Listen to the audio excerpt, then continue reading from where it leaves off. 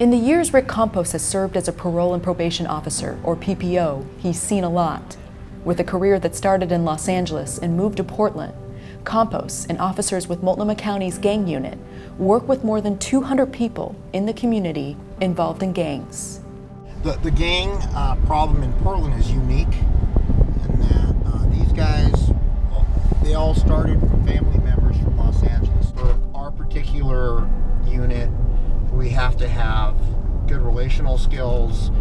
It was difficult for me when I first came on because I had expectations that were unrealistic, that they would be able to make changes fairly quickly. Today the team is conducting sweeps, a concentrated effort to address the recent surge of gang violence in the community. On an unexpected stop-in, PPOs ask questions about everything from drugs and alcohol to gang affiliations and weapons. They know all too well how destructive the gang culture can be. We do home visits and we talk with the family members. We want to make sure that we know where our offenders are living and that they're living in a positive environment. Brian Smith leads the gang unit. As a parole and probation officer who also works on the streets, he's witnessed a more brazen gang culture, but is leading efforts to curtail the violence. Every week, this team meets to discuss some of the most pressing cases. Their priority is public safety and reducing the reoccurrence of crime. They're in possession of a firearm, they're going to do a significant parole violation. They are caught with a gun, they're in possession, they're going to be revoked from supervision and they're going to do some jail time for that. It's just a community safety issue that we just can't have right now. Multnomah County is a key player in an effort to stop the cycle of intergenerational gang violence.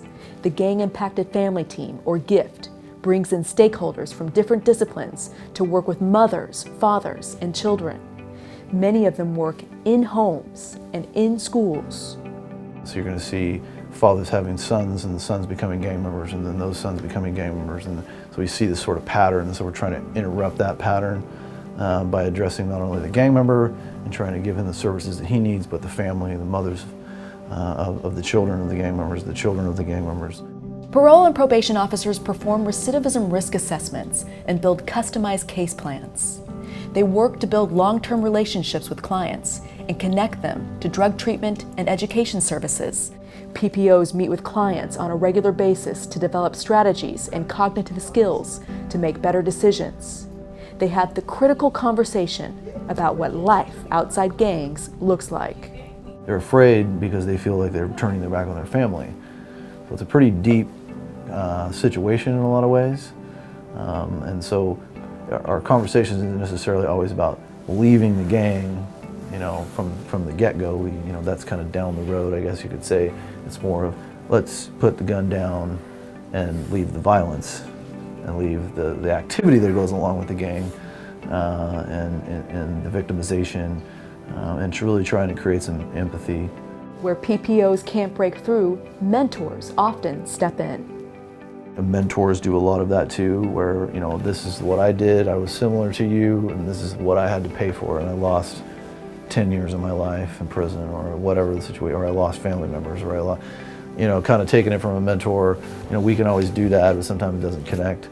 And so we really try to bridge the gap. For Campos, there are many challenges, but clients have and can make the change.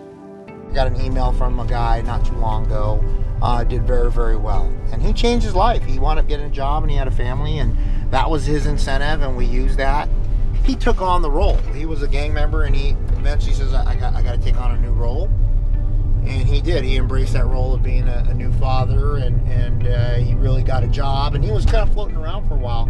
But once the child came in the picture, he did. He went there and he embraced that and did well. I'm hoping that, that I have some impact on them so that they think.